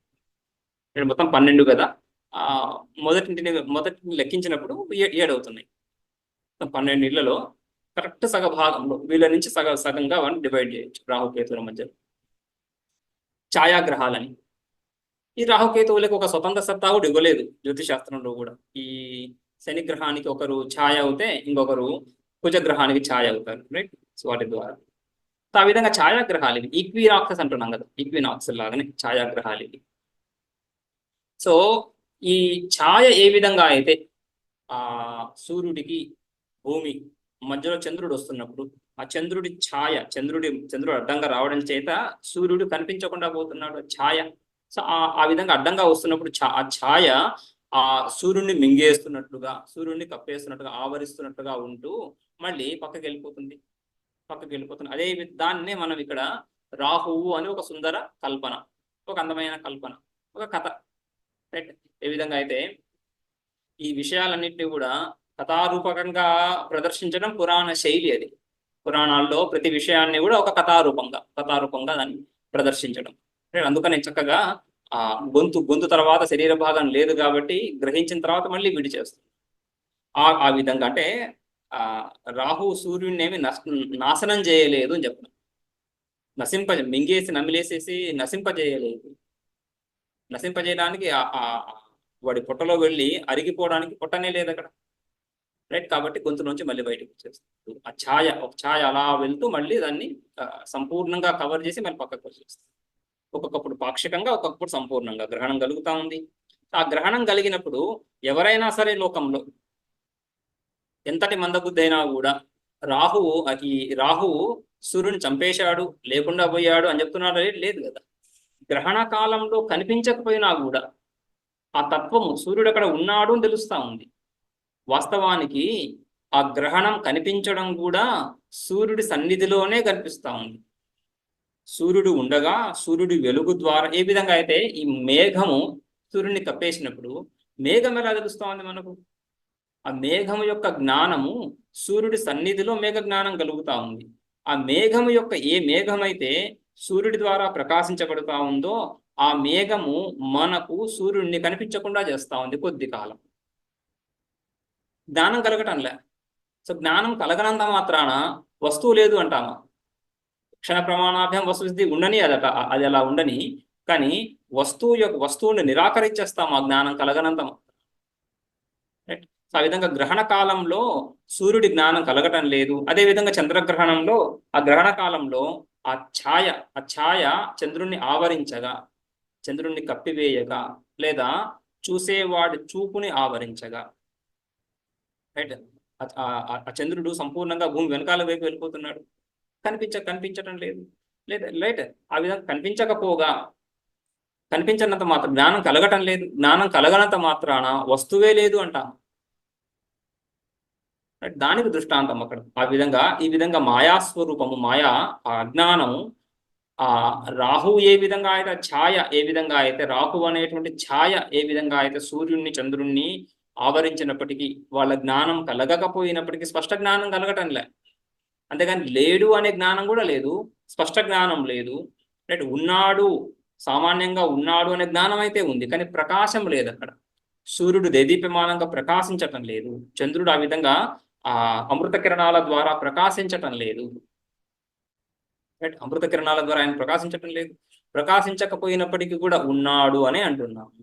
అదేవిధంగా మాయాస్వరూపము అజ్ఞానము తన స్వభావాన్ని ఈ విధంగా మింగేసినప్పటికీ, ఆవరించినప్పటికీ కూడా ఆ స్వరూపం అక్కడ ఉంది. రైట్. సో రాహుగ్రస్త దివాకరేందు సదృశ, ఆ పోలిక సంపూర్ణంగా పోలిక అక్కడ.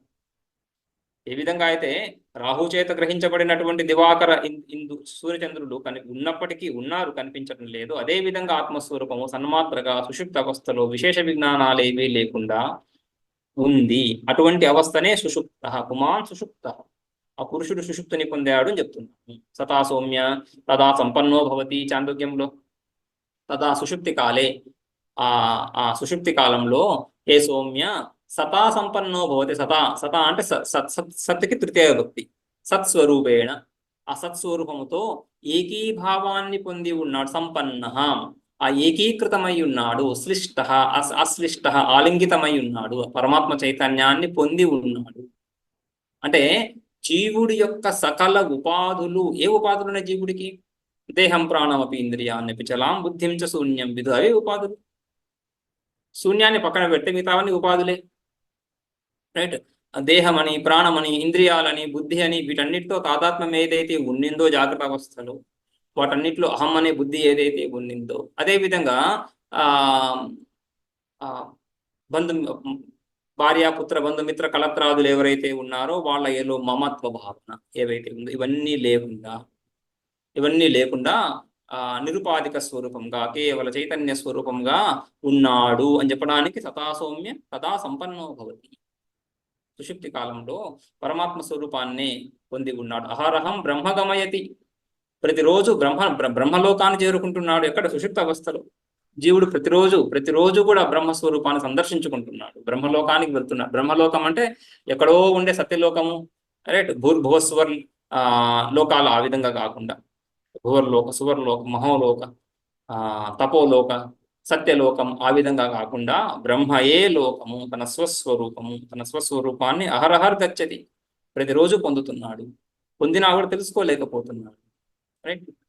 సో ఆ విధంగా రాహుగ్రస్త దివాకరేందు వలె, సూర్యచంద్రుల వలె ఉంటూనే తెలియకుండా ఉంటున్నాడు సన్మాత్ర. అయితే జ్ఞానము కలగటం లేదు. జ్ఞానము కలగనప్పుడు ఉంది అని అలా చెప్తావు. సో జ్ఞానము కలగనప్పుడు లేదు అని చెప్పొచ్చు కదా. వాస్తవానికి జ్ఞానం కలగకపోతే లేదని చెప్పాలి. మనం రూమ్లోకి వచ్చాము, ఇంట్లోకి వచ్చాము, అక్కడ కుండ కనిపించడం లేదు, కుండ లేదని చెప్పాలి. జ్ఞానం కలగకపోతే వస్తువు లేదని చెప్పాలి కదా. అభావం అంటే ఈ అనుపలబ్ధి అనే ప్రమాణం అవుతుంది. అనుపలబ్ధి ప్రమాణం ద్వారా వస్తువు యొక్క అభావాన్ని తెలుసుకుంటాం. అలా అనుపలబ్ధి ప్రమాణం అంటే ఏంటి? జ్ఞానం కలగకపోవడమే. ఉపలబ్ధేర్ అభావ అనుపలబ్ధి, నా ఉపలబ్ధి అనుపలబ్ధి. సో వస్తువు జ్ఞానం కలగనప్పుడు వస్తువు లేదని చెప్పాలి అని శూన్యవాది. ఆ శూన్యవాదికి సమాధానంగా మూడవ పాదంలో ప్రాణ ప్రాగస్వాప్సమితి ప్రబోధ సమయే యః ప్రత్యభిజ్ఞాయతే యహ యహ పుమాన్ యహ సుషుప్త పుమాన్. ఏ పురుషుడైతే సుషుప్తిని పొందాడో వాడే మళ్ళీ అదే పురుషుడు, అదే జీవుడు. రైట్. ఈ అంతఃకరణం కూడా సుషుప్తావస్థలో ధ్వస్తమవల మాయాస్వరూపంగా ఉంది. అక్కడ కారణంలో లీనమైంది అంటున్నాం కదా. కారణం ఏంటి? అంతఃకరణానికి, ఆ అంతఃకరణానికి, ఈ సూక్ష్మ శరీరానికి అంతటికి కారణం మాయాస్వరూపమే. సో మాయాస్వరూపంలో ఉంది. జగత్తంతా మాయాకార్యం అంటున్నాం కదా. ఈ స్థూల జగత్తు, ఈ నామరూపాత్మక ఘటపటాది స్థూల జగత్తు, అది మాయాకార్యమే. అందులో భాగమే ఈ శరీరం కూడా. ఆ శరీరంలో మళ్ళీ ఇంద్రియాలు, ఇవి కూడా మాయా కార్యాలే. కర్మేంద్రియాలు, జ్ఞానేంద్రియాలు రెండు కూడా, ఒకటి రజోగుణ కార్యము, ఒకటి సత్వగుణ కార్యం. అంతఃకరణము, ప్రాణము, అది కూడా ఒకటి సత్వగుణ కార్యం, ఇంకొకటి రజోగుణ కార్యం. ఇవన్నీ కూడా మాయా కార్యాలే. ఈ మాయా కార్యాలన్నీ ఎక్కడికి వెళ్ళాయి? మాయా స్వరూపంలో లీనమై. కార్యము కారణంలో ఉండడాన్నే లయము, ప్రళయము చెప్తున్నాము. కార్యము కారణ రూపంలో అవస్థానం, దాన్ని ప్రళయం ఉంటున్నాం. సో ఆ విధంగా ఇవన్నీ కూడా లయమై ఉన్నాయి మాయా స్వరూపంలో. ఆ మాయా స్వరూపం ఏం చేస్తా ఉంది? ఈ పరమాత్మ స్వరూపాన్ని ఆవరింపజేస్తా ఉంది. రైట్. ఆ విధంగా ఉన్నప్పటికీ, సుషుప్త అవస్థలో ఆ విధంగా ఉన్నప్పటికీ మళ్ళీ ఆ జీవుడు ప్రబోధ సమయే, ఆ జాగ్రత్త అవస్థకు వస్తున్నప్పుడు, మెలకువను పొందుతున్నప్పుడు అంటే విశేష విజ్ఞానాన్ని పొందుతున్నప్పుడు, ఆ విశేష విజ్ఞానం బుద్ధి. అందుకని వ్యవస్థలన్నీ కూడా బుద్ధి అవస్థలో చూడాలి. బుద్ధి రూపంగానే, బుద్ధి ద్వారానే వాటిని విచారించాలి. బుద్ధి ద్వారానే వాటిని తెలుసుకోవాలి. బుద్ధికి సంబంధించినవిగా తెలుసుకోవాలి. ఆ బుద్ధి ఉదయిస్తా ఉంది, అంతఃకరణం బయటికి వస్తా ఉంది. ఏ విధంగా అయితే గ్రహణం తర్వాత సూర్యుడు బయటకు వస్తున్నాడో ఆ విధంగా. యద్యపి అక్కడ రాహుగ్రస్త అంటున్నప్పుడు ఆత్మస్వరూపానికి గ్రహణం, అక్కడ బుద్ధి గ్రహణం చెప్పుకోము. గ్రహణం ఆత్మస్వరూపానికి. కానీ బుద్ధి ఆ విధంగా మళ్ళీ బయలుదేరుతున్నప్పుడు, అభివ్యక్తం అవుతున్నప్పుడు, విశేష విజ్ఞాన రూపంగా ప్రకటమవుతున్నప్పుడు, బుద్ధి ఆ విధంగా ప్రకటమవుతున్నప్పుడు ప్రబోధ సమయే వాడికి ఒక ప్రత్యభిజ్ఞ కలుగుతా ఉంది. ప్రత్యభిజ్ఞ అంటే రీకాగ్నిషన్. రైట్. పూర్వ అనుభూత విషయాన్ని స్మరించడం, స్మరణ. ప్రత్యభిజ్ఞ అంటే స్మరణ. అయితే స్మరణకి ప్రత్యభిజ్ఞకి భేదం ఉంది. స్మరణ వేరు, స్మరణకి ప్రత్యభిజ్ఞ సంబంధం ఉంది, కానీ రెండు ఒకటే కాదు, రెండు వేరు వేరు. రైట్. ఆ విధంగా ప్రత్యభిజ్ఞ అంటే ముందు అనుభవానికి వచ్చిన విషయాన్ని ఇప్పుడు వర్తమాన కాలంలో స్మరించడం. స్మృతి కూడా అలానే ఉంటుంది, కాకపోతే ఇంకొక తేడా ఉంది. ఆ వర్తమాన కాలంలో దాని అనుభవం కూడా కలుగుతుంది. వర్తమాన కాలంలో ఏ వస్తువునైతే గ్రహిస్తున్నామో, తెలుసుకుంటున్నామో, ఆ వస్తువు యొక్క పూర్వకాలీన స్మరణ, పూర్వకాలీన అనుభవ సంబంధీ స్మరణం. ఏ వస్తువునైతే నేను చూస్తున్నానో ఆ వస్తువుని పూర్వకాలంలో నేను తెలుసుకొని ఉన్నాను అనేటువంటి స్మృతి. సో స్మృతి తర్వాత అనుభవం, ఈ రెండు అంశాలు కూడా, స్మృతి అనే అంశము, అనుభవం అనే అంశం, ఈ రెండు అంశాలు ఒకేసారి కలగడం, దాన్ని ప్రత్యభిజ్ఞ అంటాం. స్మృతి అంశం, అనుభవ అంశం రెండు కూడా. ఆ విధంగా ప్రత్యభిజ్ఞ ఏం స్మృతి అంశము? ఈ ఆత్మస్వరూపం యొక్క స్మృతి. అనుభవం ఏంటి? ఆత్మస్వరూపమే. నేనున్నానని జ్ఞానం కలుగుతా ఉంది. రైట్. ఆ తర్వాత సుషుప్త అవస్థలో అనుభవం యొక్క స్మరణం కూడా. రైట్. అస్వాప్సం, ముందు నేనే పడుకొని ఉన్నాను. ఆ సుషుప్త అవస్థలో నేనే ఉన్నాను. నేను చైతన్య స్వరూపానైనటువంటి నేను. ఈ చైతన్య స్వరూపాన్నైనటువంటి సకల విషయాలను తెలుసుకునేటువంటి ఆ తెలివి, ఎరుక అనేటువంటి ఆ స్వరూపాన్ని, ఆ చైతన్య స్వరూపాన్ని, జ్ఞానస్వరూపాన్ని, ఏ విధంగా అయితే జ్ఞానస్వరూపం అయ్యి సకల విషయాలను ఇక్కడ తెలుసుకుంటున్నానో, అదే జ్ఞాన స్వరూపంగా ఆ సుషుప్త అవస్థలో ఏమీ తెలుసుకోకుండా ఉన్నాను అని ప్రాగస్వాప్ సమితి. ఏమి తెలుసుకోకుండా, నకించదవేదిశం, చక్కగా ముద్దులా నిద్రపోయాను అని ఈ ఈ వేకువజామున వాడు తెలుసుకుంటున్నాడు. యః ప్రత్యభిజ్ఞాయతే తస్మై శ్రీ గురుమూర్తయే నమ ఇదం శ్రీ దక్షిణామూర్తయే. అటువంటి గురుమూర్తి దక్షిణామూర్తి, అటువంటి పరమాత్మ స్వరూపము, ఆ పరమాత్మ స్వరూపానికి నమస్కారం. ఈ మూడో పాదము రేపు చూద్దాం. అదేవిధంగా ప్రత్యభిజ్ఞలో అంశం ఏంటి, ప్రత్యభిజ్ఞ స్వరూపం ఏంటి, స్వభావం ఏంటి చూద్దాము. అదేవిధంగా శూన్యవాదంలో అంశాలలో కొన్ని వచ్చే క్లాస్లో చూద్దాం. ఓం ఓం यो ब्रह्माणं विदधाति पूर्वं यो वै वेदांश्च प्रतिप्रहिणोति तस्मै तं ह देवमात्मबुद्धिप्रकाशम् मुमुक्षुर्वै शरणमहं प्रपद्ये।